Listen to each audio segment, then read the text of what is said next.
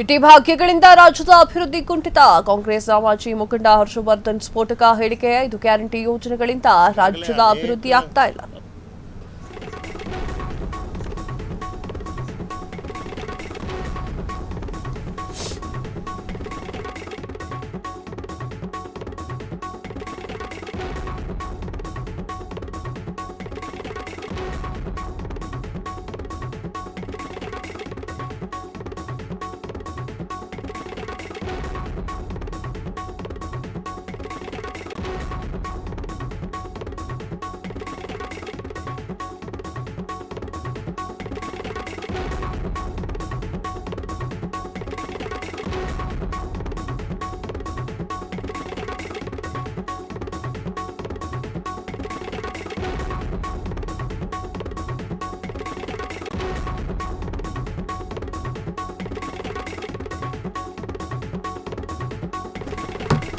ಈ ಭಾಗ್ಯಗಳಿಂದ ರಾಜ್ಯದ ಅಭಿವೃದ್ಧಿ ಕುಂಠಿತ. ಕಾಂಗ್ರೆಸ್ನ ಮಾಜಿ ಮುಖಂಡ ಹರ್ಷವರ್ಧನ್ ಸ್ಫೋಟಕ ಹೇಳಿಕೆ. 5 ಗ್ಯಾರಂಟಿ ಯೋಜನೆಗಳಿಂದ ರಾಜ್ಯದ ಅಭಿವೃದ್ಧಿ ಆಗ್ತಾ ಇಲ್ಲ. ರಸ್ತೆಯ ಗುಂಡಿ ತಗ್ಗುಗಳನ್ನು ಮುಚ್ಚುವುದಕ್ಕೆ ಸಾಧ್ಯವಾಗ್ತಾ ಇಲ್ಲ.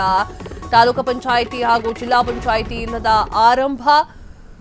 ಆ ಒಂದು ಕಾರಣ ಅಧಿಕಾರಿ ಕೇಂದ್ರೀಕರಣ.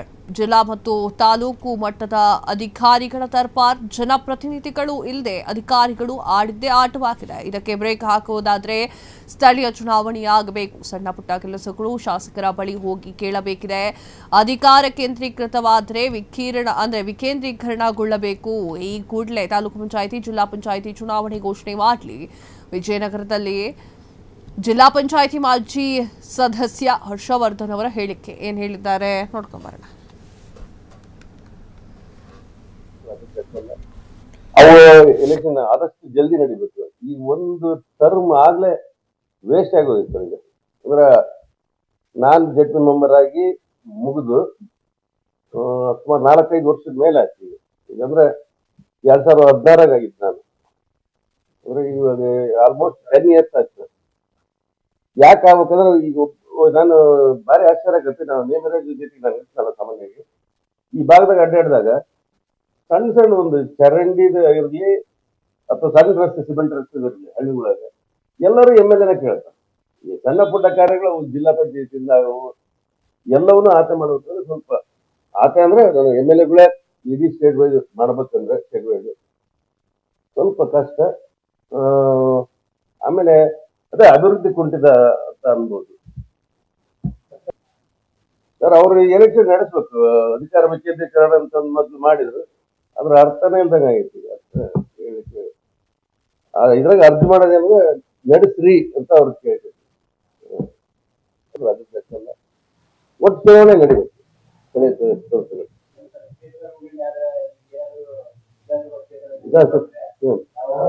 ಜನ ಅಂತಾರೆ, ಬಟ್ ನಾನು I not that much interested. ಅದು ಏನಾಗತ್ತ ನನಗೆ ಅದು ಐಡಿಯಾ ಇಲ್ಲ. ಬೊಮ್ಮನಹಳ್ಳಿ ಇದೆ ಸರ್, ಫಾರ್ ಎಕ್ಸಾಂಪಲ್ ಬೊಮ್ಮನಹಳ್ಳಿ ಇಷ್ಟು ದಿವಸ SC ಐತೆ. ಈ ಕೊಟ್ಟೂರು ಬೇರೆ ಕ್ಷೇತ್ರ ಅಂತ ಏನಾದ್ರು ಆದ್ರೆ ಅವಾಗ ಬೊಮ್ಮನಹಳ್ಳಿಯಿಂದ ಜನರಲ್ ಮಾಡ್ಬೋದು. ಅವಾಗ ನಮ್ದು ಮತ್ತೆ SC ಆಗ್ತೇನೋ ಅಂತ ನನಗೆ ನನ್ನ ಕ್ಯಾಲ್ಕುಲೇಷನ್. ಜನರಲ್ ಆದ್ರೆ ಫೋರ್ಸ್ ಮಾಡ್ತಾರೆ ಸರ್, ಬಟ್ ನಾನು I am not that much interested.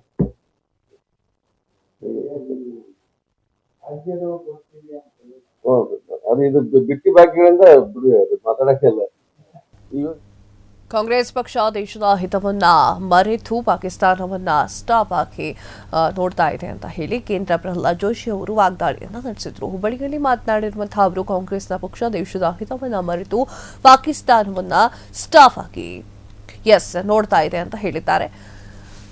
ಭಯೋತ್ಪಾದನೆ ಆರೋಪಗಳಿಂದ ಮುಕ್ತಗೊಳಿಸುವಂತಹ ಪ್ರಯತ್ನ ಮಾಡ್ತಾ ಇದೆ ಅಂತ ಹೇಳಿ ಕಿಡಿಕಾರಿದ್ದಾರೆ. ತನಿಖೆ ಬಂದ್ ಮಾಡಿರುವಂತಹ ಶರದ್ ಪವಾರ್ ಪಕ್ಷ ಹಿಂದೂ ಟೆರರ್ ಅಂತ ಹೇಳೋ ಪ್ರಯತ್ನವನ್ನ ಮಾಡಿದ್ರು. ಏನ್ ಮಾತನಾಡಿದ್ರು ನೋಡ್ಕೊಂಬರೋಣ. ಆ ಘಟನೆಗಳಲ್ಲಿ ಕಾಂಗ್ರೆಸ್ ಪಾರ್ಟಿ ದೇಶದ ಹಿತವನ್ನು ಮರೆತು ಪಾಕಿಸ್ತಾನವನ್ನು ಒಂದು ರೀತಿಯಲ್ಲಿ ಸಾಫ್ಟಾಗಿ ನೋಡುವಂಥದ್ದು, ಪಾಕಿಸ್ತಾನವನ್ನು ಆರೋಪದಿಂದ ಭಯೋತ್ಪಾದನೆ ಆರೋಪಗಳಿಂದ ಮುಕ್ತಗೊಳಿಸುವಂಥ ಪ್ರಯತ್ನವನ್ನು ಸತತವಾಗಿ ಮಾಡ್ತಾ ಬಂದಿದೆ. ಇತ್ತೀಚೆಗೆ ಬಂದಂಥ ಮಲೆಗಾಂವ್ ಪ್ರಕರಣದ ನಂತರ ನೀವು ಒಂದೊಂದೇ ಘಟನೆಗಳನ್ನು ನೋಡಿದ್ರೆ ಆ ಘಟನೆಗಳಲ್ಲಿ ಯಾವ ರೀತಿಯಾಗಿ ಅದಕ್ಕಿಂತ ಪೂರ್ವದೆಲ್ಲ ಹೋಗೋದಿಲ್ಲ. ಯಾಕಂದರೆ ಯಾವ ರೀತಿ ಕಾಶ್ಮೀರದ ವಿಷಯದಲ್ಲಿ ಅವ್ರು ನಡ್ಕೊಂಡ್ರು ಅನ್ನುವಂಥದ್ದು ನಮ್ಮೆಲ್ಲರಿಗೂ ಗೊತ್ತಿದೆ. ಆಫ್ಟರ್ 80s ಅದಾದ ನಂತರ ಮಲೇಗಾಂವ್ದಲ್ಲಿ ಆರಂಭಿಕವಾದಂಥ ತನಿಖೆ ಏನಿತ್ತು ಆ ತನಿಖೆಯನ್ನು ಬಂದ್ ಮಾಡಿ ಕಾಂಗ್ರೆಸ್ಸಿನ ಸಹಪಕ್ಷಗಳು ಅವತ್ತಿನ ಕಾಂಗ್ರೆಸ್ಸು ಶರದ್ ಪವಾರ್ ಪಾರ್ಟಿ ಹಿಂದೂ ಟೆರರ್ ಅಂತ ಹೇಳಿ ಕ್ರಿಯೇಟ್ ಮಾಡುವಂಥ ಪ್ರಯತ್ನವನ್ನು ಮಾಡಿದ್ರು. ಹಿಂದೂ ಟೆರರ್ ಅಂತ ಹೇಳುವಂಥ ಒಂದು ಪ್ರಯತ್ನ ಮಾಡಿದ್ದು ಅದಕ್ಕೆ ಸಮಜೋತಾ ಎಕ್ಸ್ಪ್ರೆಸ್ಸು ಮತ್ತು ಮಲೇಗಾಂವ್ ಸ್ಫೋಟಗಳನ್ನು ಲಿಂಕ್ ಮಾಡುವಂಥ ಪ್ರಯತ್ನವನ್ನು ಮಾಡಿದರು. ಮತ್ತು ವಾದವನ್ನು ಏನು ಕೊಟ್ಟರು ಅಂದರೆ ಆ ವಾದದಲ್ಲಿ ಅವತ್ತು ಮಲೇಗಾಂವ್ ಬಾಂಬ್ ಸ್ಫೋಟದಲ್ಲಿ ಅವರು ಮುಸ್ಲಿಂ ಬಾಹುಳ್ಯ ಕ್ಷೇತ್ರದಲ್ಲಿ ಮಾಡಿದ್ದರಿಂದ ಮುಸಲ್ಮಾನರು ಯಾಕೆ ಮಾಡ್ತಾರ ಅನ್ನುವಂಥ ವಾದವನ್ನು ಇಡುವ ಪ್ರಯತ್ನವನ್ನು ಮಾಡಿದರು. ಅದರ ಜಗತ್ತಿನಾಗ ಅನೇಕ ಮುಸಲ್ಮಾನ ರಾಷ್ಟ್ರಗಳಲ್ಲಿ ಒಬ್ರಿಗೊಬ್ಬರು ಬಾಂಬ್ ಹಾಕ್ತಾರೆ. ಇಲ್ಲೇ ಅದನ್ನು ಹಿಂದೂ ಟೆರರ್ ಅಂತ ಮಾಡಿ ಪಾಕಿಸ್ತಾನವನ್ನು ಸ್ಪೇರ್ ಮಾಡುವಂಥ, ಪಾಕಿಸ್ತಾನವನ್ನು ರಕ್ಷಿಸುವಂಥ ಪ್ರಯತ್ನವನ್ನು ಕಾಂಗ್ರೆಸ್ ಪಾರ್ಟಿ ಮಾಡ್ತಾರೆ. ಎಂಥ ದುರ್ದೈವ ನೋಡ್ರಿ, ಜಗತ್ತಿನ ಮುಂದೆ ಇವರು ಕ್ರಾಸ್ ಬಾರ್ಡರ್ ಟೆರರಿಸಮ್ ಮಾಡ್ತಾ ಇದ್ದಾರೆ. ಭಾರತ ವ್ಯಕ್ತಿಯೊಬ್ಬರ ಬ್ಯಾಂಕ್ ಖಾತೆಯಲ್ಲಿದ್ದ 1.60 ಲಕ್ಷ ಹಣವನ್ನು ಆನ್ಲೈನ್ ವಂಚಕರು ಕದ್ದಿರುವಂತಹ ಘಟನೆ ಮಂಡ್ಯ ಜಿಲ್ಲೆಯ ಮದ್ದೂರಿನಲ್ಲಿ ನಡೆದಿದೆ. ರಾಂಪುರ ಗ್ರಾಮದ 69 ವರ್ಷದ ಸೋಮಶೇಖರ್ ಹಣವನ್ನು ಕಳೆದುಕೊಂಡಿರುವಂತಹ ವ್ಯಕ್ತಿ. ಈ ಕುರಿತು ಮಂಡ್ಯದ ಸಿಇಎನ್ ಅಪರಾಧಿ ಪೊಲೀಸ್ ಠಾಣೆಯಲ್ಲಿ ದೂರನ್ನು ದಾಖಲೆ ಮಾಡಲಾಗಿದ್ದು, ಮದ್ದೂರು ಕೆನರಾ ಬ್ಯಾಂಕ್ನಲ್ಲಿ ಸೋಮಶೇಖರ್ ಅವರು ಹೊಂದಿದ್ದಂತಹ ಉಳಿತಾಯದ ಖಾತೆಯ ಗ್ರಾಹಕರ ಗಮನಕ್ಕೆ ಬಾರದೆ ಯುಪಿಐ ಸಂಪರ್ಕ ಮಾಡಿದಂತಹ ಆನ್ಲೈನ್ ಮೂಲಕ ಹಂತ ಹಂತವಾಗಿ 1,60,798 ಹಣವನ್ನು ಕಟಾವು ಮಾಡಿದ ವಂಚನೆ ಮಾಡಿದ್ದಾರೆ ಅಂತ ಹೇಳಿ ದೂರಿನಲ್ಲಿ ತಿಳಿಸಲಾಗಿದೆ.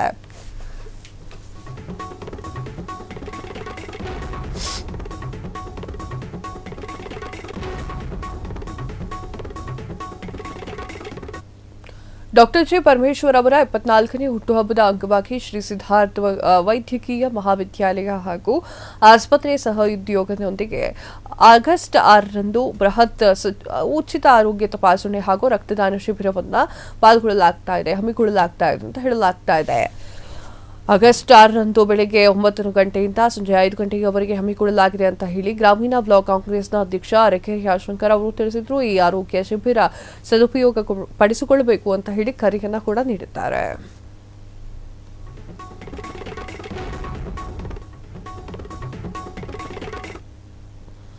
ವಿಶೇಷವಾಗಿ ನೀವು ಒಳ್ಳೆ ಪ್ರಚಾರ ಕೊಡಬೇಕಾದ್ರೆ ಡಾಕ್ಟರ್ ಜಿ ಪರಮೇಶ್ವರ್ ಅವರ ಜನ್ಮದಿನದ ಆಚರಣೆಯನ್ನು ಒಳವನಹಳ್ಳಿ ಸರ್ಕಾರಿ ಪ್ರೌಢಶಾಲೆ ಆವರಣದಲ್ಲಿ ಬೃಹತ್ ಉಚಿತ ಆರೋಗ್ಯ ತಪಾಸಣಾ ಶಿಬಿರ ಮತ್ತು ರಕ್ತದಾನ ಶಿಬಿರ ಮಾಡೋದ್ರ ಮುಖಾಂತರ ಈ ಡಾಕ್ಟರ್ ಜಿ ಪರಮೇಶ್ವರ್ ಅವರ ಹುಟ್ಟುಹಬ್ಬನ ಆಚರಣೆ ಮಾಡಬೇಕು ಅಂತ ನಾವೆಲ್ಲ ಅಂದ್ಕೊಂಡಿದ್ದೀವಿ. ಅದಕ್ಕೆ ತಾವುಗಳೆಲ್ಲ ಸಹಕಾರ ಕೊಡಬೇಕು. ಹಾಗೆಯೇ ದಿನಾಂಕ 6/1/2026 ಬುಧವಾರ ಬೆಳಿಗ್ಗೆ 9 ಗಂಟೆಯಿಂದ ಸಂಜೆ 5 ಗಂಟೆವರೆಗೆ ಈ ತಪಾಸಣಾ ಶಿಬಿರ ಇರ್ತದೆ. ವಿಶೇಷವಾಗಿ ನೀವು ಒಳ್ಳೆ ಪ್ರಚಾರ ಕೊಡಬೇಕಾಗುತ್ತೆ. ಅಂದರೆ ಹಳ್ಳಿ ಗ್ರಾಮೀಣ ಭಾಗದ ಜನಗಳು ಈ ಕಾರ್ಯಕ್ರಮಕ್ಕೆ ಹೆಚ್ಚಿನದಾಗಿ ಭಾಗವಹಿಸಲು ನೀವು ಸಹಕರಿಸಬೇಕಾಗುತ್ತದೆ. ಯಾಕಂದರೆ ಇವತ್ತು ಮಾಧ್ಯಮನೇ ಮುಖ್ಯ. ನೀವು ಯಾವ ರೀತಿ ನೀವು ನಮಗೆ ಸಹಕಾರ ಕೊಡ್ತೀವಿ ಆ ಥರ ರೋಗಿಗಳು ಬರ್ತಾರೆ. ಈ ಕಾರ್ಯಕ್ರಮ ಹೆಚ್ಚಿನ ಸಂಖ್ಯೆಯಲ್ಲಿ ರೋಗಿಗಳು ಬರೋದಕ್ಕೆ ಎಲ್ಲ ಮುಖಂಡರುಗಳು ಸಹಕರಿಸಬೇಕಾಗುತ್ತದೆ. ನೀವು ನಿಮ್ಮ ಭಾಗದಲ್ಲಿರುವಂಥ ಎಲ್ಲರಿಗೂ ನೀವು ವಿಷಯ ತಿಳಿಸಿ. ಇದು ಉಚಿತ ತಪಾಸಣಾ ಶಿಬಿರ. ಈ ಶಿಬಿರದಲ್ಲಿ ಇನ್ನೊಂದು ವಿಶೇಷ ಏನಂದರೆ, ಈ ಶಿಬಿರದಲ್ಲಿ ಯಾರು ಹೆಚ್ಚಿನ ಚಿಕಿತ್ಸೆಗೆ ಒಳಪಡ್ತಾರೋ ಅವರಿಗೆ ಶ್ರೀ ಸಿದ್ಧಾರ್ಥ ಆಸ್ಪತ್ರೆಯಲ್ಲಿ ಉಚಿತವಾಗಿ ಶಸ್ತ್ರಚಿಕಿತ್ಸೆ ಮತ್ತು ಚಿಕಿತ್ಸೆಯನ್ನು ಕೊಡಿಸೋದಕ್ಕೆ ಪರಮೇಶ್ವರ್ ಸಾಹೇಬರು ಒಪ್ಕೊಂಡಿದ್ದಾರೆ. ಅದಕ್ಕೆ ವೆಚ್ಚ ಬರ್ಸಂಗಿಲ್ಲ. ಇಲ್ಲಿ ಬರಬೇಕಾಗ್ತದೆ. ಆಮೇಲೆ ನೇತ್ರದಾನ ಶಿಬಿರ ಇರ್ತದೆ. ನೇತ್ರದಾನ ಇಲ್ಲಿ ಕೇಸ್ ತಗೊಂಡಂಥವನ್ನ ಅಲ್ಲಿ ಉಚಿತವಾಗಿ ನೇತ್ರ ಚಿಕಿತ್ಸೆಯನ್ನು ಮಾಡ್ತಾರೆ. ಈ ಕಾರ್ಯಕ್ರಮಕ್ಕೆ ಜಿಲ್ಲಾಧಿಕಾರಿಗಳು, ಜಿಲ್ಲಾ ಪಂಚಾಯತಿ ಸಿಇಒ ಅವರು, ವರಿಷ್ಠಾಧಿಕಾರಿಗಳು ಹಾಗೂ ಎಲ್ಲ ನಮ್ಮ ತಾಲೂಕು ಮಟ್ಟದ ಎಲ್ಲ ಅಧಿಕಾರಿಗಳು ಇದಕ್ಕೆ ಬರ್ತಾ ಇದ್ದಾರೆ. ಹಾಗೆ ತಾವುಗಳೆಲ್ಲರೂ ಸಹ ಹೆಚ್ಚಿನ ಸಂಖ್ಯೆಯಲ್ಲಿ ಬಂದು ಈ ಕಾರ್ಯಕ್ರಮ ಯಶಸ್ವಿ ಮಾಡಿ ಡಾಕ್ಟರ್ ಜಿ ಪರಮೇಶ್ವರ್ ಅವರಿಗೆ ಶುಭ ಕೋರಬೇಕು ಅಂತ ತಮ್ಮಲ್ಲಿ ಕೋರ್ಕೊಳ್ತೇನೆ. ಡಾಕ್ಟರ್ ಜಿ ಪರಮೇಶ್ವರ್ ಅವರ ಜನ್ಮದಿನದ ಮಂಡ್ಯದಲ್ಲಿ ನಾಲ್ವಡಿ ಕೃಷ್ಣರಾಜ ಒಡೆಯರ್ ಪುಣ್ಯ ಸ್ಮರಣೆ ಕಾರ್ಯಕ್ರಮವನ್ನು ಹಮ್ಮಿಕೊಳ್ಳಲಾಗಿತ್ತು. ಮಂಡ್ಯದ ಮಹಾವೀರ ವೃತ್ತದಲ್ಲಿ ನಡೆದಂತಹ ಪುಣ್ಯ ಸ್ಮರಣೆಯ ಕಾರ್ಯಕ್ರಮ ನಾಲ್ವಡಿ ಕೃಷ್ಣರಾಜ ಒಡೆಯರ್ ಟ್ರಸ್ಟ್ ಅಧ್ಯಕ್ಷ ತಗ್ಗಹಳ್ಳಿ ವೆಂಕಟೇಶ್ ಅವರ ನೇತೃತ್ವದಲ್ಲಿ ಸ್ಮರಣೋತ್ಸವ ನಡೆಯಿತು. ನಾಲ್ವಡಿ ಕೃಷ್ಣರಾಜ ಒಡೆಯರ್ ಭಾವಚಿತ್ರಕ್ಕೆ ಪೂಜೆಯನ್ನ ಸಲ್ಲಿಸಿ ಪುಷ್ಪಾರ್ಚನೆಯನ್ನ ಕೂಡ ಮಾಡಲಾಯಿತು. ಮುಖ್ಯಮಂತ್ರಿಗಳು ಟ್ವೀಟ್ ಮಾಡಿ ನಾಲ್ವಡಿ ಕೃಷ್ಣರಾಜ ಒಡೆಯರನ್ನ ಸ್ಮರಣೆ ಮಾಡಿದ್ದಾರೆ.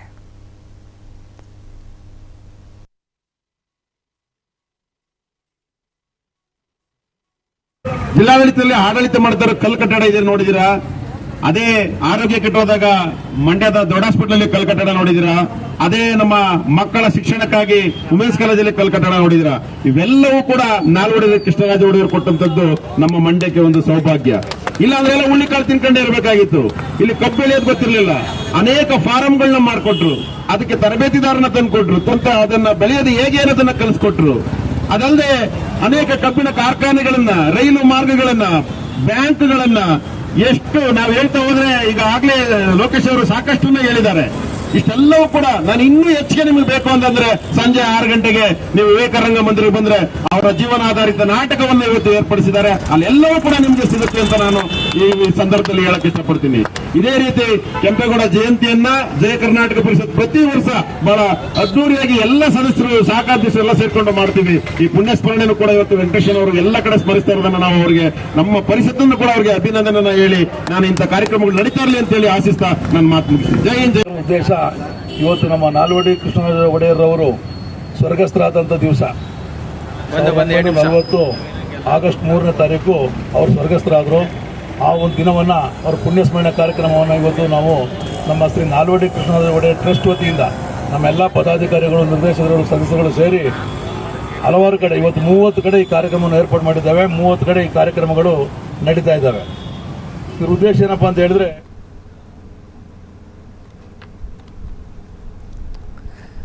ಹಿಂಗಾರು ಮಳೆಯಿಂದಾಗಿ ಬರ ಅನುಭವಿಸುತ್ತಿರುವಂತಹ ಅನ್ನದಾತರು ದೇವರ ಮೊರೆ ಹೋಗಿರುವಂತಹ ಘಟನೆ ಗದಗ ಜಿಲ್ಲೆಯ ಲಕ್ಷ್ಮೇಶ್ವರ ತಾಲೂಕಿನ ಮಲ್ಲಾಪುರ ಗ್ರಾಮದಲ್ಲಿ ನಡೆದಿದೆ.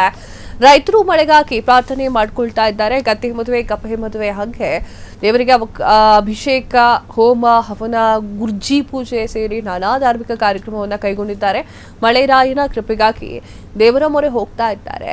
ಮಲ್ಲಾಪುರ ಗ್ರಾಮದಲ್ಲಿ ಮಳೆಗಾಗಿ ಗಂಗಾ ಪೂಜೆಯನ್ನ ಕೂಡ ಮಾಡಿದ್ದಾರೆ. ಶ್ರೀ ಆಂಜನೇಯ ಅಭಿಷೇಕ ಮಾಡ್ತಾ ಇದ್ದಾರೆ. ಕೂಡ ಗಂಗಾಜಲದಿಂದ ಹನುಮಂತ ದೇವರಿಗೆ ಅಭಿಷೇಕ ಮಾಡಿಸಿದ್ದಾರೆ. ಹೀಗೆ ಮಾಡಿದ್ರೆ ಮಳೆ ಬರುತ್ತೆ ಅನ್ನೋದು ಅಲ್ಲಿನ ಜನರ ನಂಬಿಕೆ ಆಗಿದೆ. ಮಳೆ ಬರುತ್ತೋ ಇಲ್ವೋ ಕಾದ್ ನೋಡ್ಬೇಕಾಗಿದೆ.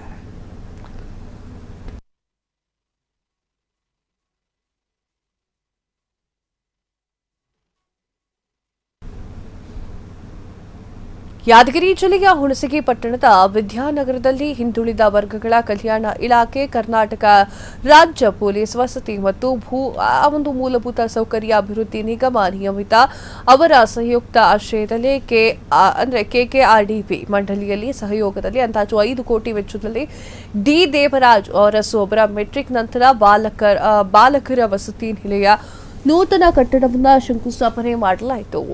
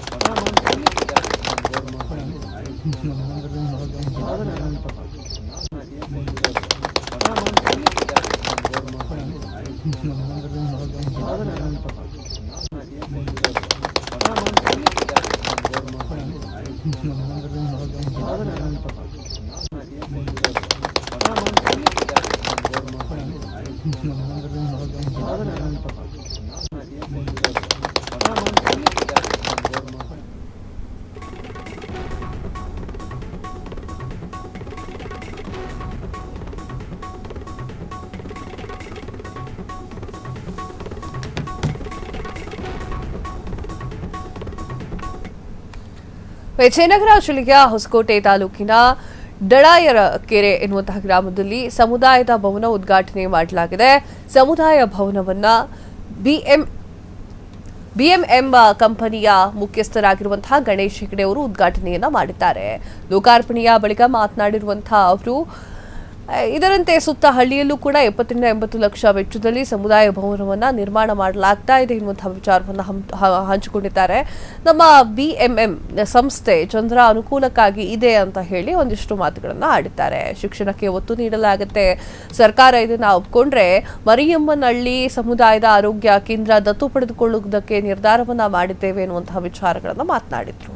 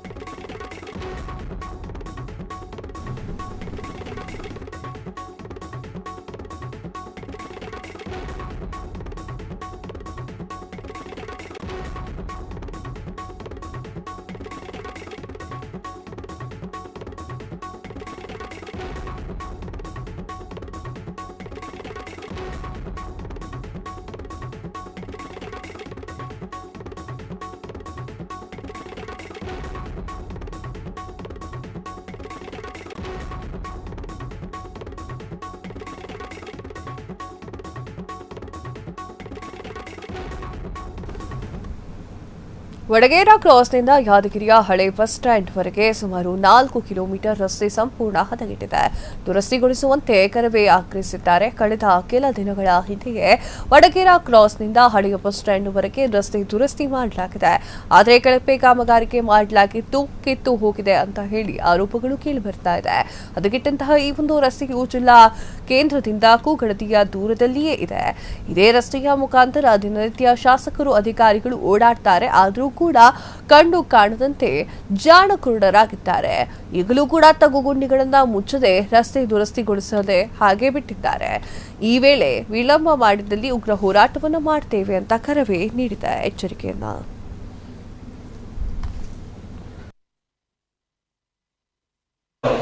ಕೆಲಸ ಮಾಡೋದಿಲ್ಲ ಅಧಿಕಾರಿಗಳನ್ನು ದಿನ ಯಾದಗಿರಿಯಿಂದ ಶಾಪುರ್ ಹೋಗೋ ದಾರಿ ಭೀಮಾ ಬ್ಯಾರೇಜ್ ಬ್ರಿಡ್ಜ್ ಅದರ ಹತ್ತಿರ ರೋಡ್ ಪೂರ ಕಳಪೆ ಕಾಮಗಾರಿ ಆಗಿದೆ. ರೋಡ್ ಸಚಿವರಾಗಲಿ ಶಾಸಕರಾಗಲಿ ಏನು ಅಷ್ಟು ತಿರುಗಾಡಿದ್ರು ಏನು ಮಾಡ್ತಾ ಇಲ್ಲ. ಅವರು ಕೆಲಸ ಮಾಡೋದಿಲ್ಲ ಅಧಿಕಾರಿಗಳನ್ನು ದಿನ ತಿರುಗಾಡ್ತಾ ಇರ್ತಾರ. ಪೂರ ಏನೋ ನೋಡಿದ್ರು ನೋಡೋವಾಗಿರ್ಲತ್ತಾರ. ಬೈಕ್ಗಳು ಸಂಚಾರ ಮಾಡೋರಿಗೆ ಫೋರ್ ವೀಲರ್ ಆಗಲಿ ಲಾರಿಗಳಾಗಲಿ ದ್ವಿಚಕ್ರ ವಾಹನಗಳಾಗಲಿ ಪೂರ ತೊಂದರೆಗೀಡಾಗ್ಯದ. ಅವರಿಗೆ ಪೂರ ಮಳೆ ಬಂದರೆ ಏನಾದ ತೆಗ್ಗು ಅವು ಏನಾದ ಕಾಣ್ತಾ ಇಲ್ಲ ನೀರಿಂದು. ಭೀಮಾ ಬ್ಯಾರೇಜ್ ಹತ್ರ ಏನಾಯ್ತು ಬೈಕ್ಗಳು ಮೊನ್ನೆ ಒಂದು 2-3 ಬೈಕ್ಗಳು ಬಿದ್ದಾವ, ಅನಾಹುತ ಆಗ್ಲತ್ತವ, ಮತ್ತು ಆಕ್ಸಿಡೆಂಟ್ ಭಾಳ ಆಗ್ಲತ್ತವ. ಆದಷ್ಟು ಬೇಗ ಶಾಸಕರಿಗೆ ಮನವಿ ಮಾಡ್ತಿದ್ದೀನಿ ಮತ್ತು ಹಂಗೆ ಸಚಿವರಿಗೆ ಅದೇನಾದ ರೋಡ್ ಕಾಮಗಾರಿ ಏನಾದ ಪೂರ ಕ್ಲಿಯರ್ ಮಾಡಿರಿ, ಸಾಫ್ ಮಾಡಬೇಡ್ರಿ ಡಾಂಬರ್ ಹಾಕಿ ಆದಷ್ಟು ಬೇಗ. ಯಾದಗಿರಿಯಿಂದ ಶಾಪುರ್ ಹೋಗೋ ದಾರಿ ಭೀಮಾ ಬ್ಯಾರೇಜ್ ಬ್ರಿಡ್ಜ್ ಅದರ ಹತ್ತಿರ ರೋಡ್ ಪೂರ ಕಳಪೆ ಕಾಮಗಾರಿ ಆಗಿದೆ. ರೋಡ್ ಸಚಿವರಾಗಲಿ ಶಾಸಕರಾಗಲಿ ಏನು ಅಷ್ಟು ತಿರುಗಾಡಿದ್ರು ಏನು ಮಾಡ್ತಾ ಇಲ್ಲ. ಅವರು ಕೆಲಸ ಮಾಡೋದಿಲ್ಲ ಅಧಿಕಾರಿಗಳನ್ನು ದಿನ ತಿರುಗಾಡ. ಇದಾಗಿತ್ತು ಈ ಹೊತ್ತಿನ ಕರ್ನಾಟಕ ರೌಂಡ್ ಅಪ್. ಮತ್ತಷ್ಟು ಸುದ್ದಿಗಳಿಗಾಗಿ ನೋಡ್ತಾ ಇದೆ ಫ್ರೀಡಂ ಟಿವಿ. ಇದು ಜನಸಾಮಾನ್ಯರ ಶಕ್ತಿ.